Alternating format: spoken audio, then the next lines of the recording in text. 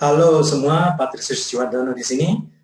Selamat tersesat di channel saya. Pada pagi hari ini saya akan menyesatkan Anda ke tingkat kemampuan berbahasa Inggris. Nah, tentunya kita ingin mengetahui, kadang-kadang ingin mengetahui, sudah seberapa baikkah kita menggunakan bahasa Inggris? Levelnya sudah sampai di mana? Nah, bagaimana kita akan melakukan hal itu? Mungkin Anda yang berpikir, oh ya kalau gitu ambil tes TOEFL saja. Nanti kan ketahuan dari sana.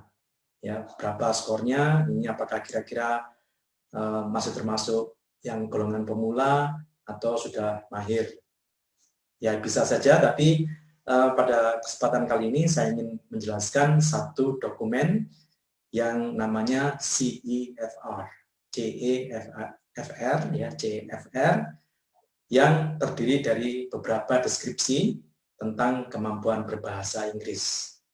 Dan dari situ kita bisa menentukan sudah seberapa mahirkah kita menggunakan bahasa Inggris. Bukan hanya itu, kalau Anda seorang guru, Anda bisa menentukan kemana murid-murid saya ini mau saya arahkan, ke tingkat kemampuan bahasa Inggris yang seperti apa. Nah, dokumen CEFR ini akan membantu Anda ke arah sana. Kalau Anda seorang penguji bahasa Inggris, seorang examiner, Anda bisa menentukan kalau Anda menguji seseorang, Anda bisa menentukan, oh orang ini masih termasuk level menengah, belum sampai level yang mahir. Ya, nah, saya akan menjelaskan secara lebih terperinci apakah itu level dalam CEFR. Mari kita lihat slide saya. Nah, ini adalah sebuah situs yang memuat deskripsi tentang CEFR. Ya. CEFR, CEFR, singkatan dari Common European Framework of Reference for Languages. Ini tidak terlalu mudah untuk dihafalkan ya, pokoknya gampangnya ini adalah deskripsi tentang tingkat kemampuan berbahasa Inggris gitu aja. Ya. Oke, nah CFR ini meliputi level-level berbahasa seperti ini, level-level kemampuan seperti ini. Jadi mereka sudah menggolongkannya menjadi English Basic User, ini yang pemula. Ya. English Basic User itu masih dibedakan lagi menjadi dua level, A1 dan A2. A1 itu masih sangat pemula, beginner. A2 Elementary English, ya setingkat di bawah, setingkat di atas pemula. Ya. Kemudian lebih mahir lagi namanya English Independent User, B1 atau B2. B1 namanya Intermediate English, B2 Upper Intermediate English. Ya. Kemudian yang paling atas, yang paling mahir, yang paling tinggi adalah Proficient English User. Terbagi menjadi C1 dan C2. C1 adalah Advanced English, tingkat yang sudah mahir. C2 Proficiency English, tingkat bahasa Inggris yang sudah sangat cakap, sudah sangat advance, bahkan di atas advance. Ya. Nah, jadi ada kemampuan berbahasa yang langsung dideskripsikan melalui tingkat-tingkat, melalui level-level ini. A1, A2, B1, B2, C1, C2. Jadi kalau Anda bertanya kepada seseorang, kemampuan berbahasa Inggris Anda sesuai dengan CFR itu level yang mana? Apakah B1 atau C1? Sama, masih A1. Oke, kalau gitu Anda belajarnya sama saya, gitu ya. Oke. Sekarang kita lihat uraian dari setiap tingkat. Di sini dikatakan English Test A1 beginner, ini masih sangat beginner. Kita lihat deskripsinya, deskripsi kemampuannya. Can understand and use familiar everyday expressions and very basic phrases aimed at the satisfaction of needs of a concrete type. Konkret maksudnya bukan hal yang abstrak ya, bukan hal tentang kemanusiaan atau sosial ekonomi ya, tapi yang konkret. Misalnya ini laptop, ini baju, ini lampu dan sebagainya, seperti itu. Ya. Can introduce him or herself and others, and can ask and answer questions about personal details such as where she lives, people that she knows and things that she has. Ya.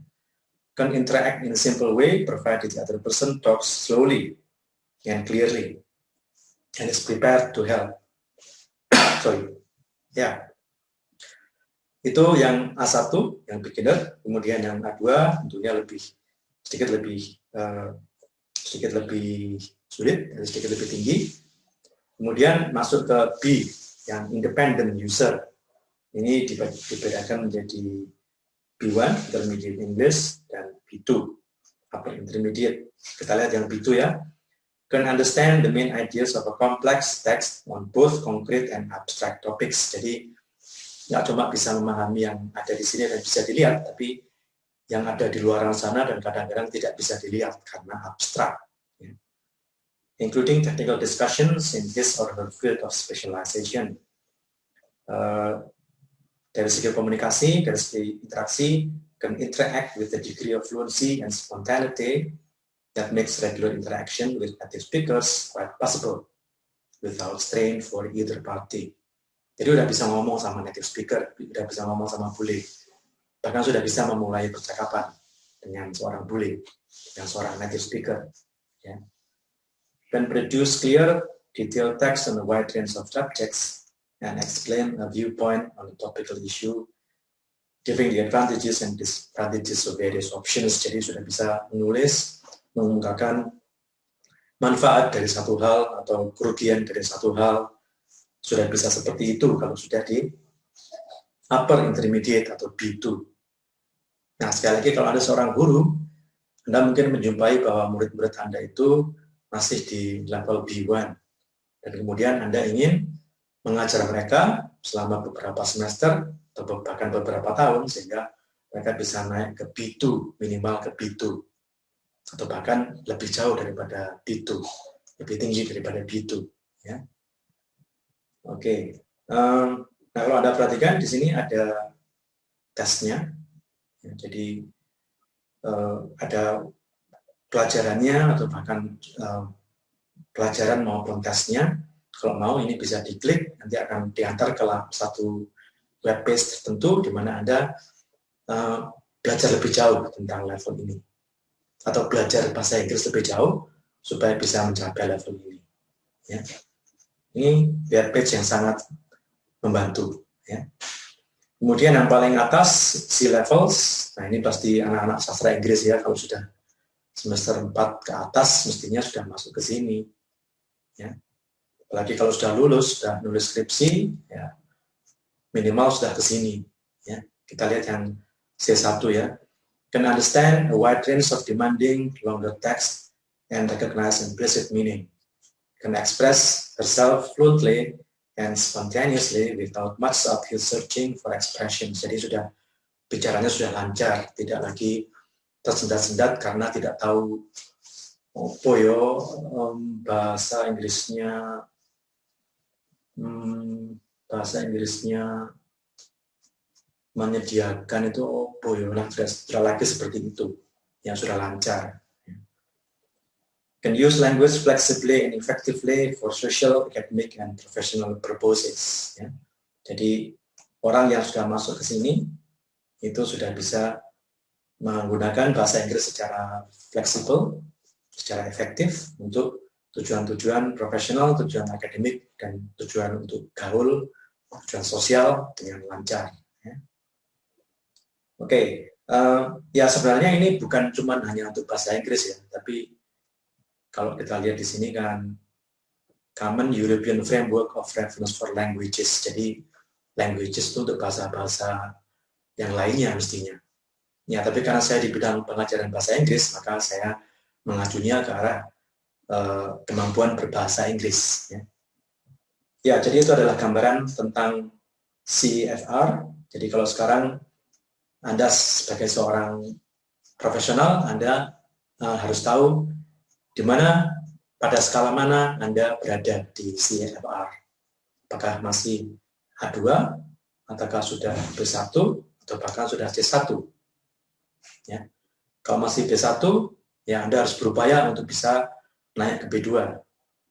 Gimana caranya? Ya Anda belajar lagi, membaca lagi, mungkin ikut kursus, mungkin bergaul sama mahasiswa saya di sastra Inggris, di Majum ya, dan macam-macam lagi upayanya.